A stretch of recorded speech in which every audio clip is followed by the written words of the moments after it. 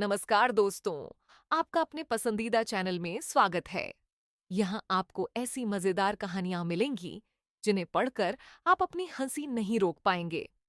तो चलिए शुरू करते हैं आज की कहानी।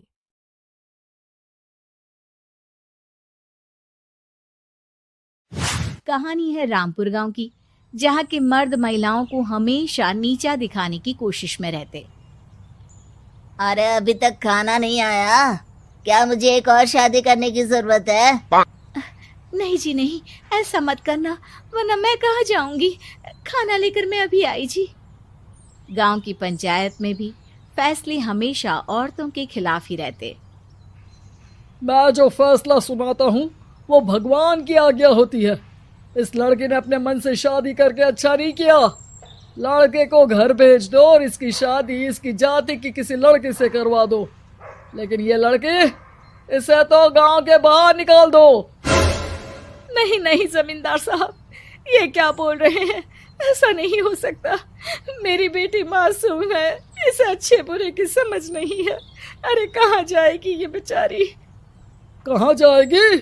इतनी चिंता है तो पूरे परिवार का गांव निकाला कर देते हैं। बेचारे पूरे बसे बसाए परिवार को गांव छोड़ना पड़ता है। चाहे जो हो, अगर बेटियों को कंट्रोल नहीं कर सकते तो गांव में रहने का कोई मतलब नहीं है। यहाँ औरतों को दब कर रहना होगा। कोई भी अपने हिसाब से कुछ नहीं कर सकता। सब ईश्वर की मर्जी से ही होगा। तभी गांव का एक आदमी दौड़ा दौड़ा आता है। सरपंच साहब, जमींदार साहब, वो कालिया है ना, उसकी बेटी पढ़ने के लिए शहर जा रही है। अच्छा, ये कब हो गया? और कालिया की हिम्मत कैसे हो गई ऐसा करने की? लेकर आओ उसे और उसकी बेटी को। बस फिर क्या था, हाजिर हो जाते हैं कालिया और उसकी बेटी सरपंच के सामने। और कालिया, ये क्या सुनने में आ रहा है? बेटी को इंजीनियर बना रहा है तू? और ये बता, गांव में तो स्कूल नहीं है, फिर कहां से इतनी क्लास पास कर गई तेरी बेटी? राधा, जो कि कालिया की बेटी है, उसे लगता है कि सरपंच उसकी तारीफ कर रहे हैं। सरपंच जी, मैंने ऑनलाइन पढ़ाई की है, डिस्टेंस लर्निंग से। सभी में मैंने अच्छे नंबर पाए हैं, जिसे देखते हुए शहर की इंजीनियरिंग कॉलेज में मुझे स्कॉलरशिप मिली है। वाह जी वाह, क्या होती है ये? पहले तो ये बताओ, फिर आगे की बात करते हैं। पूरा गांव राधा की बात सुन रहा था और राधा बोलती जा रही थी।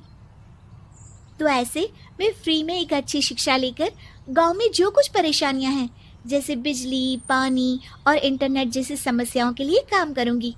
मैं गांव को शहर से जोड़ने के लिए पुल का निर्माण करवाने का प्रस्ताव रखूंगी। मुझे पूरी उम्मीद है कि जल्द ही हमारा गांव भी तरक्की की राह पर चल पड़ेगा।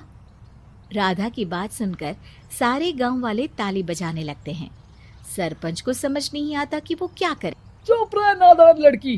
गांव के खिलाफ जाने के लिए तुझे गांव से बेदखल कर दिया जाएगा, वो भी पूरे परिवार के साथ। और हाँ, अगर ठीक से गांव में रहना चाहती है तो ये पढ़ाई लिखाई छोड़ दे।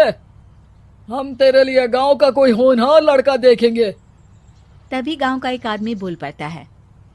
अरे नहीं नहीं सरपंच जी, राधा बिटिया जो बता रही है, अगर वैसा हो जाए तो हम लोगों को पैसा कमाने के लिए बाहर नहीं जाना पड़ेगा। हाँ जी, और ना ही कोसों दूर पानी के लिए भटकना पड़ेगा।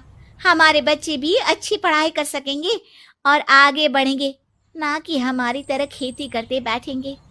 क्यों गांव वालों, राधा बिटिया का साथ देना चाहिए ना। सरपंच देखता है कि गांव राधा के साथ है तो वो चुप हो जाता है। वो घर आकर अपने सलाहकार से बात करता है, जो बहुत ही चालाक किस्म का इंसान होता है। अरे सरपंच साहब, आपको बहुत ही होशियारी से काम लेना पड़ेगा। एक बार गांव तरक्की कर गया, यहाँ के बालक पढ़ लिए तो कोई ना पूछेगा आपको। और फिर ये जो बेटा और बेटी है ना आपके, इनको भी आम लोगों की तरह ही जीवन जीना होगा। हाँ, लेकिन करे तो क्या करे?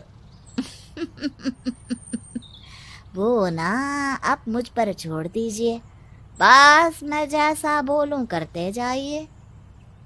अगले रोज सुबह जब गांव वाले सोकर उठते हैं तो राधा के घर के बाहर और साथ ही वो लोग जिन्होंने राधा का सपोर्ट किया था उनके घर के आगे लाल रंग से कल आऊंगी लिखा होता है। कल आऊंगी? यह क्या होता है? अरे यह तो खून से लिखा है, लगता है कोई भूत प्रेत या चुड़ैल का साया है। चलो सरपंच जी के पास चलते हैं। सभी सरपंच के पास जाकर उसे सारी बात बताते हैं। अरे ये तो बड़ी मुश्किल की बात है। चलो मैं एक बाबा को जानता हूँ, उन्हें बुला लेता हूँ। सरपंच बाबा को लेकर गांव के घर के बाहर जाता है।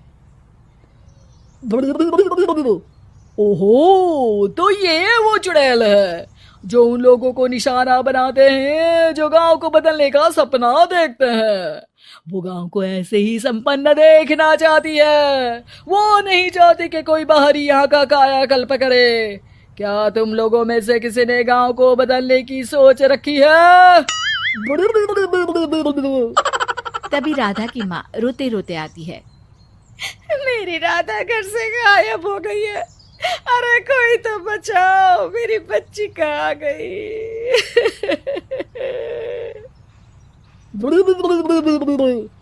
ले गई वो चुड़ैल, तेरी बच्ची को ले गई। अब वो उसे श्रापित करके छोड़ेगी, उस पर चुड़ैल का साया हो जाएगा। तभी बुरी सी हालत में राधा भी वहां आ जाती है। उसके बाल चुड़ैल की तरह फैले होते हैं और कपड़ों में खून लगा होता है। सभी राधा को देखकर डर जाते हैं। माँ, पता नहीं मुझे कौन उठा कर ले गया था। अरे दूर दूर हो जा चुड़ैल, अब हम लोग इस गांव में नहीं रुकेंगे। अरे कैसे बातें कर रहे हैं आप? कल तो आप मेरे भरोसे गांव का हुलिया बदलने, अपने बच्चों को पढ़ाने और तरक्की उन्नति की बात कर रहे थे, तो आज क्या हो गया आपको? ये फिर तुम लोगों को बहकाएगी। ये चुड़ैल गांव में आ चुकी है, ऐसे ही ये तुम्हारे घर के बच्चों को भी ले जाएगी। गांव वाले राधा को गांव से बाहर निकाल देते हैं। उसके माँ बाप रोते रहते हैं लेकिन गांव वाले नहीं मानते। मैं भी अपनी बहन के साथ गांव के बाहर रहूंगा, लेकिन वो पढ़ाई नहीं छोड़ेगी। वहीं सरपंच के घर पर सलाहकार कहता है।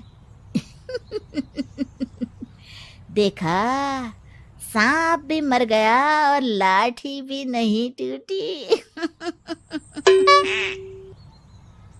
लेकिन अगले ही दिन सरपंच के घर के बाहर भी वही शब्द लिखे होते हैं और फिर सरपंच की बीवी कहती है, हमारी बेटी को किसी ने अगवा कर लिया है। तभी राधा का भाई वहां आ जाता है। अरे गांव वालों, मैंने सरपंच जी की बेटी को देखा था। वो चुड़ैल उसे उठाकर ले जा रही थी। अरे क्या मजाक कर रहे हो? नहीं नहीं सरपंच जी, आप नहीं जानते। वो चुड़ैल अब आपकी बेटी में आ जाएगी, जैसे राधा के अंदर आ गई थी। तभी सरपंच की बेटी वैसी ही हालत में वहां आती है जैसे राधा आई थी। पापा, पता नहीं कैसे मैं गायब हो गई थी। चुड़ैल, इसके अंदर भी चुड़ैल का साया है, मारो इसे। अरे नहीं नहीं, इसे भी राधा के पास गांव के बाहर ही भेज दो। अरे चुप रहो, मेरी बेटी कहीं नहीं जाएगी और चुड़ैल वुड़ैल कुछ नहीं होता है। अरे कैसे बात कर रहे हो सरपंच जी? आप तो बोल रहे थे कि आपका फैसला भगवान का ज्ञान होता है, तो अपने पर बात आई तो अब आप ऐसे बोल रहे हैं। अरे ना ना ना, आपको अपनी बेटी को त्यागना ही होगा। अरे बुलाओ बाबा को।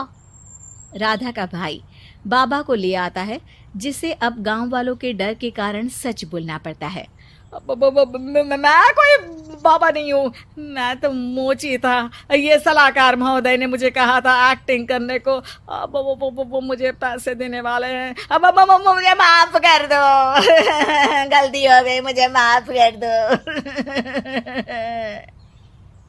तभी वहां राधा आ जाती है। देखा सरपंच जी, जब गांव के बच्चे साक्षर होंगे तो आप जैसे लोगों की चालाकी नहीं चलेगी। तो दोस्तों, मुझे उम्मीद है कि आपको कहानी पसंद आई होगी। अगर आपको पसंद आई हो तो कृपया सब्सक्राइब करें और मजेदार कहानियों के लिए बने रहें। मैं आपसे एक नई कहानी के साथ मिलूंगा। तब तक हंसते रहिए। अलविदा।